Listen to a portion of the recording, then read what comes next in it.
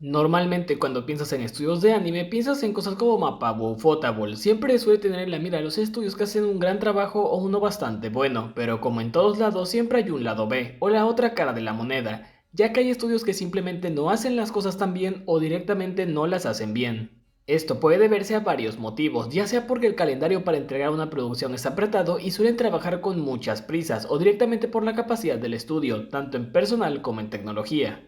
El paso que suelen seguir los estudios de animación es normalmente empezar como estudios de apoyo para producciones grandes y posteriormente dar el salto a liderar una producción entera ellos solos. Pero es en esos casos donde te das cuenta de por qué solo son estudios de apoyo, y es que como la industria del anime es bastante grande, nunca está de más repasar a los estudios que están en las sombras y que no hacen las cosas tan bien. Sin nada más aclarar, empecemos. Algo que no suele ser para nada común en el anime es que un estudio se dedique únicamente a una sola franquicia o a animar únicamente cierto tipo de obras.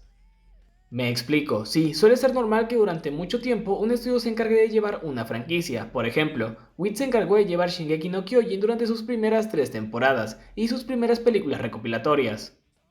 David Production se encargó de cosas como la franquicia de JoJo's durante bastante tiempo también, desde Phantom Blood hasta Stone Ocean, y si bien estos animes se convierten en insignias de los estudios, suele ser común que durante su tiempo de vida o historia, de manera intermedia se encarguen de trabajar en cosas menores, ya sea como animadores intermedios, trabajando en los fondos o en alguna otra cosa.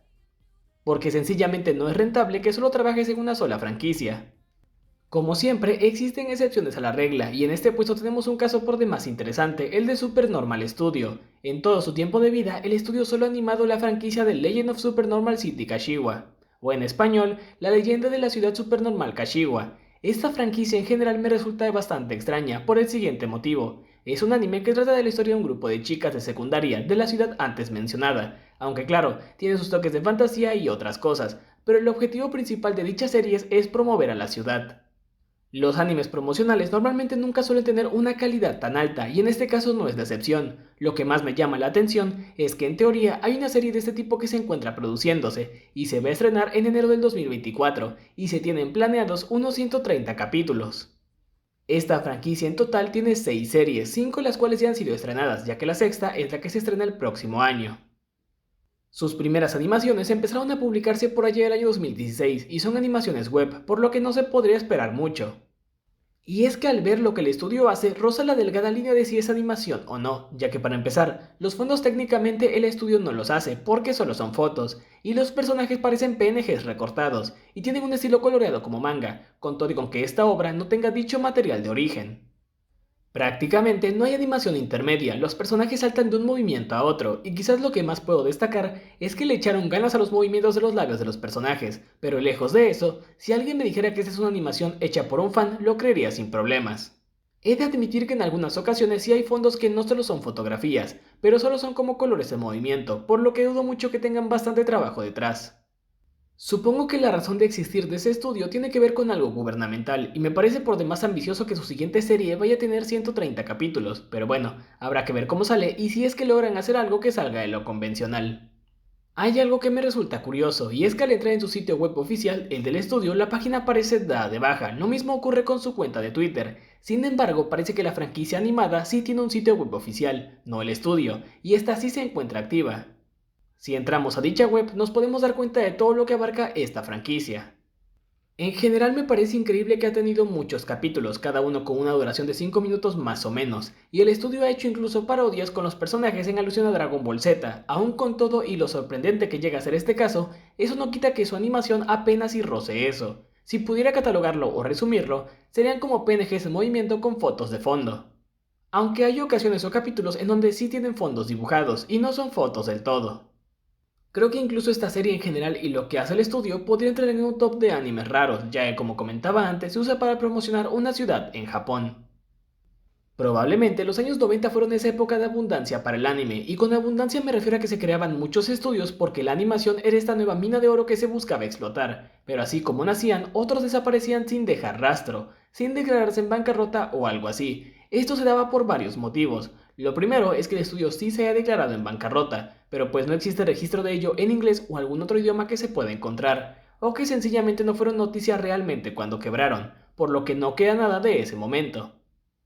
En general, de Animation 21 hay muy poca información, más allá de su nombre y algunas cuantas obras en las que trabajaron. No se sabe exactamente cuándo se fundó, o al menos yo no pude encontrar registro de ello. Pero si tuviera que poner una fecha, pondría 1989, ya que su primera animación salió en 1990.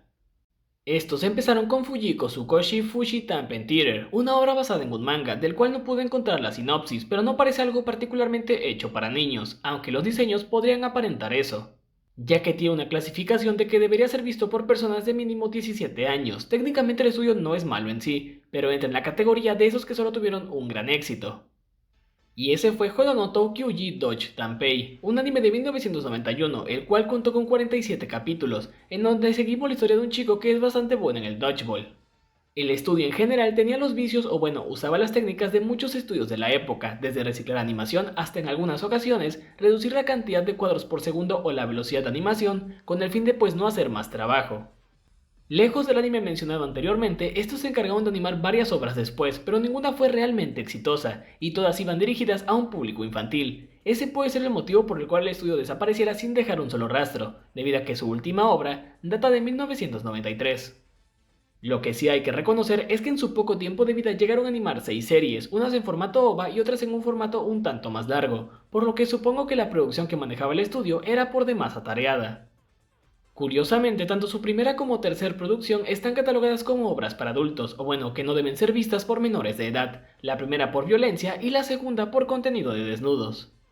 Hay estudios que tienen un paso un tanto extraño, suelen hacer obras que no destacan demasiado, pero normalmente son recordados por una obra mala en particular. Ese es el caso de Agent 21, que por cierto ya es curioso que dos estudios de esta lista tengan el número 21 en su nombre. Al igual que con el estudio anterior, este de los que surgieron y parece que desaparecieron de la nada, ya que su primera obra, Elf 17, fue lanzada en 1987, de la mano de Toei Video. Sí, porque este estudio nació en el apogeo de las OVAs, y parece que se apagó antes de que el apogeo de las OVAs se terminara. En general, si le das un repaso a varias obras del estudio, estas no destacan mucho. Por aquella época no había un estilo como tal que definiera a cada estudio, ya que pues salían de la nada y solo se limitaban a imitar lo que estaba en el mercado. Eso nos hace llegar a su peor obra, Dark Cat. Para entender dicha animación hay que poner un tanto en contexto. Los 80s y 90s fueron una época de experimentación para el anime en toda regla. Esto se debía a que como era el apogeo de las OVAs, cualquier cosa para adultos o para un público un poco más mayor que los infantiles se vendía. Las animaciones orientadas a niños estaban de lleno en la TV. Eso dio pie a que se crearan muchas historias para adultos en la animación que no estaban únicamente reducidas a clichés como hoy en día. Y es que el erotismo se mezclaba con otros géneros, pero en general, para el anime para adultos, fue una época por demás gráfica. Lo que hacía que surgieran muchas historias que solo tenían una intención, mostrar sangre y vísceras sin sentido. En esa categoría entra Dark Cat. La historia de esta ova es la siguiente. Aquí seguimos a Hyoi y Ryoi, dos chicos que luchan por defender la tierra, pero para mala suerte de los japoneses, Yugo Kubo, su enemigo, aparece. Y este se ha encargado de liberar un mal en la academia en la que estudian. La forma en la que actúa dicho mal es que funciona como un parásito que busca un huésped. Una vez que este se instala en el cuerpo, termina siendo un festival de sangre y tentáculos cuando sale del mismo. En general, la animación de esta ova no es mala, pero sí la ejecución de la misma. Incluso para ese momento ya era una trama un tanto genérica, que lo único que buscaba era mostrar y ser lo más visceral posible. El principal problema es que a pesar de que es una obra de 50 minutos más o menos, la historia se siente apresurada, y termina por ser un tanto sosa, con momentos de trama donde en realidad nada es emotivo y se siente por demás anticlimática. De hecho, si buscas tops de los peores animes, normalmente suele aparecer en los primeros puestos o en los últimos, dependiendo de cómo sea el conteo. Eventualmente se terminó creando cierto mito alrededor de esta ova, y es que después de ella el estudio no volvió a producir nada realmente, levantando la creencia de que esta ova había sido un fracaso financiero bastante grande y los había llevado a la ruina. En general creo que ese estudio tenía algo de potencial, pero parece que es de esos que solo pertenecieron a la época del apogeo de las ovas, y las ventas en DVD y VHS en Japón, haciendo imposible su transición a los años 2000. Y si hablamos de cosas genéricas, no podemos no hablar de Drop. La historia de dicho estudio es un tanto triste. Este fue fundado por allá el 2004 y se encargó durante mucho tiempo de hacer animación secundaria o intermedia, trabajando en cosas como Air Gear y hasta Shingeki no Kyojin. Como cualquier otro estudio, en algún punto esos buscan liderar una producción por su cuenta, y es ahí cuando las cosas empezaron a no salir tan bien. Su primera obra fue Nameko-ke no Ichosuku, un anime corto con capítulos de 5 minutos, el cual salió al aire por allá del año 2013. Y esto suele ser algo normal, los estudios suelen empezar con obras un tanto modestas para eventualmente escalar a realizar producciones mucho más grandes.